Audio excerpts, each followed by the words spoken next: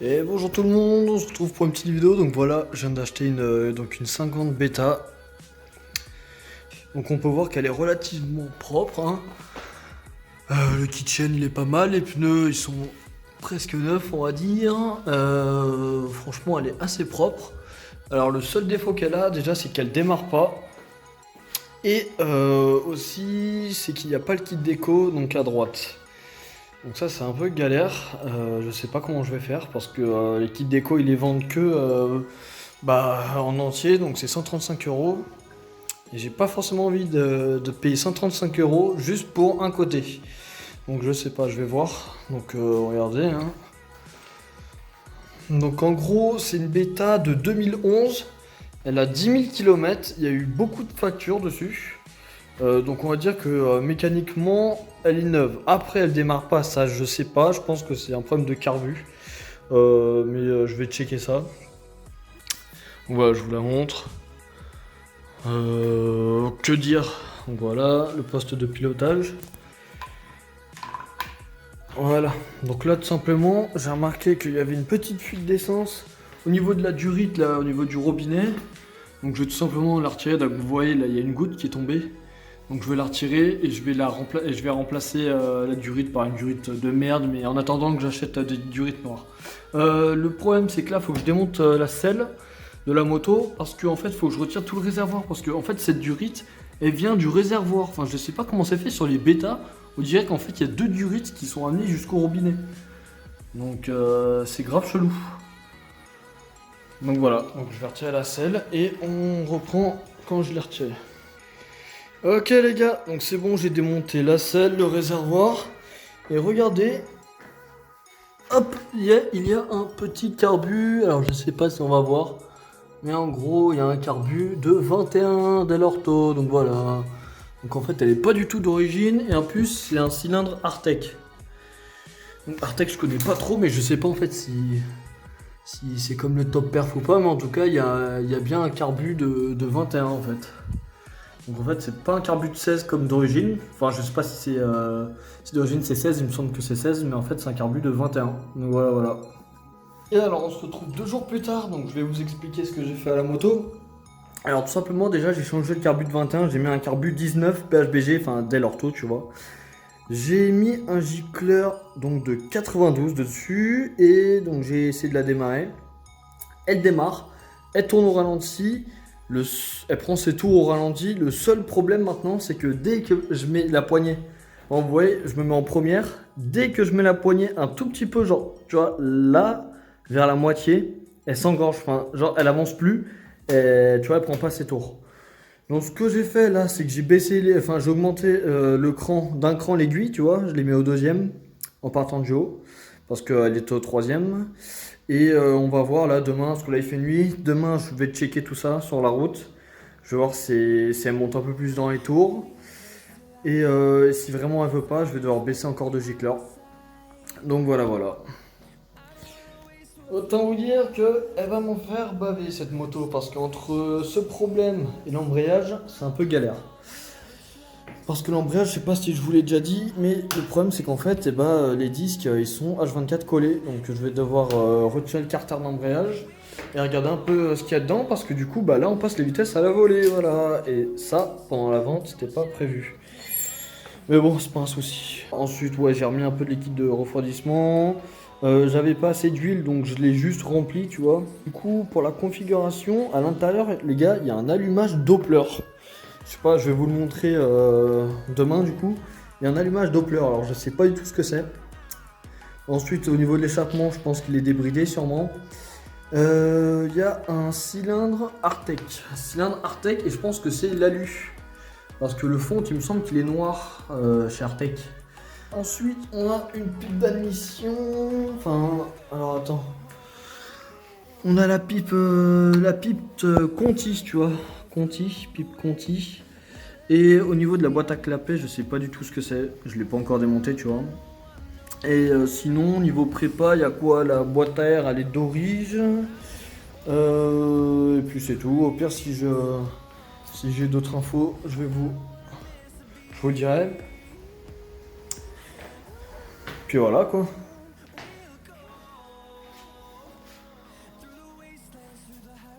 Allez, jour 4. Alors là, j'ai démonté donc le carter d'embrayage. J'ai checké un peu, tout était bon. Il y avait juste un disque qui était fissuré d'un côté. Donc j'ai juste mis un disque que j'avais sur l'ancienne Regio.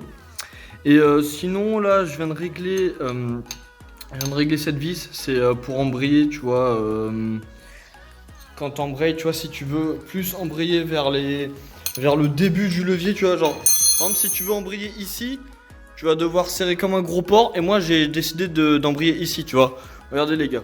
Logiquement, les disques, voilà, ils se décollent, tu vois. Et donc là, tu vois, ils commencent à se décoller à partir de là. Donc tu vois, moi, je vais embrayer à la moitié.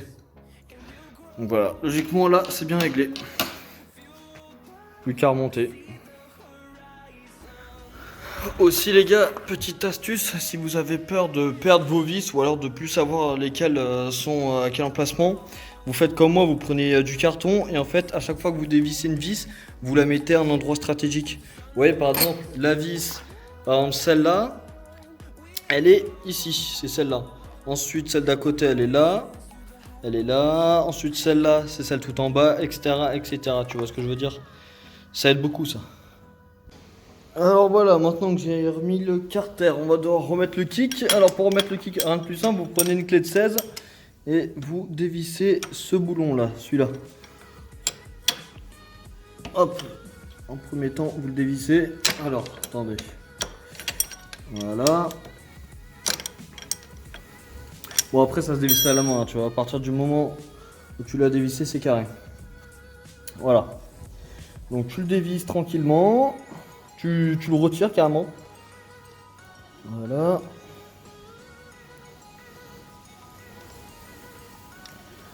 Normalement, il y a une petite rondelle avec. Ok, donc ça se présente comme ça.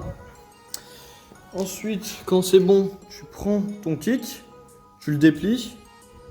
Hop, tu le mets comme ceci. Voilà. Vous kickez jusqu'à temps que le kick soit comme ça. Quand il est comme ça, vous le tenez avec votre main gauche. Pour l'instant, avec votre main droite, vous revissez ici. Pas obligé de visser comme un gros porc. Ensuite, vous lâchez le kick. Le kick doit revenir à peu près comme ça. Et après, attention, je vais le faire. Je vous reprends dès que le kick il est dans cette position. Voilà les gars, comme je vous ai dit, là j'ai vissé. Et logiquement, dès que je lâche, voilà. Donc le kick il se met, voilà, comme ça. Ensuite, vous le retirez. Avec votre clé de 16. Ma clé de 16, elle est ici. Hop. Vous vissez bien, hein. Pas non plus comme un bourrin, tu vois, mais histoire que ça tienne. Voilà, nickel. Et ensuite, vous n'avez plus qu'à reprendre votre kick et le mettre à sa position d'origine. Donc du coup, la position d'origine... Attendez, que je le déplie bien, parce que là, il n'est pas bien déplié. Attendez. Voilà, donc là il est à sa position. Là il est déplié et vous n'avez plus qu'à le mettre, donc du coup, voilà, comme vous le souhaitez. Donc moi je vais le mettre plus. Ouais, voilà, comme ça. Attendez, je filmais mal. Voilà, moi je vais le mettre comme ça, droit, tu vois.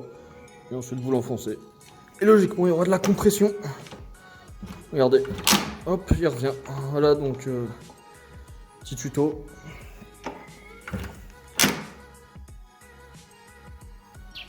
Alors je vais vous montrer. Alors pour la moto, alors il manque juste maintenant, j'ai commandé des couvre-rayons rouges, histoire qu'elles soient un peu plus belles. J'ai commandé le clignotant arrière qui manque. C'est pour ça que pour l'instant j'ai laissé les fils apparents comme ça, tu vois, on s'en bat les couilles. Mais voilà ce que ça donne, tu vois. Il y a juste le carénage avant droit qui a plus de kit déco. Donc du coup, bah celui-là, je vais devoir le virer. Mais bon, c'est pas grave, tu vois, ça le fait quand même. Et voilà quoi, donc là, je vais aller faire un petit tour en vitesse. Et pour vous montrer bah, qu'elle marche bien, tu vois, comment ça roule, comment ça marche. Alors, la clé se présente comme ça. Donc c'est la première fois que je vois une aussi petite clé. Elle est toute petite, genre. Donc tu la fous là-dedans. Alors à chaque fois je me trompe de sens, non c'est bon. Hop, tu as le contact. Donc c'était comme Marie et Jou, celle-là, il n'y a pas de batterie dedans. Donc si tu veux regarder le compteur ou autre chose, faut cliquer. Donc là, je mets l'arrivée d'essence en réserve, tu vois, vu qu'il n'y a pas beaucoup d'essence. Et puis là, logiquement, ça doit cliquer. Le premier kick, ça doit marcher direct. On va voir. Et voilà.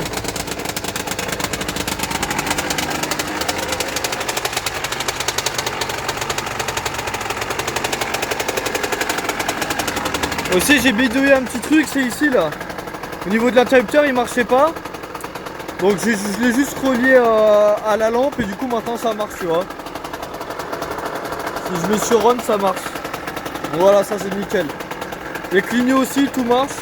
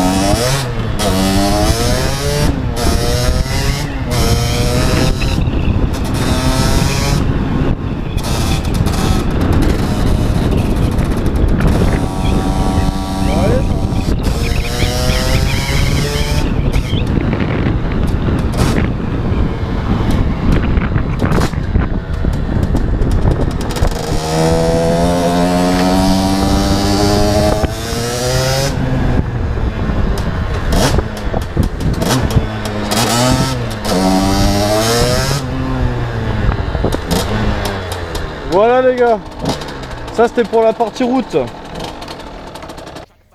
Alors niveau conduite, c'est bizarre parce que moi j'ai jamais vraiment conduit une moto d'origine, tu vois. Mais parce qu'avant j'avais le 86 et c'est vraiment un autre monde. En fait t'as toujours le sort de petit coup de pied au cul, genre vite fait en haut régime. Mais sinon j'ai l'impression que genre ça avance pas. Alors peut-être que c'est parce que la transmis, là j'ai l'impression que c'est une grande couronne. Donc je sais pas, je sais vraiment pas c'est quoi la transmis, j'ai pas compté le nombre de dents ni rien.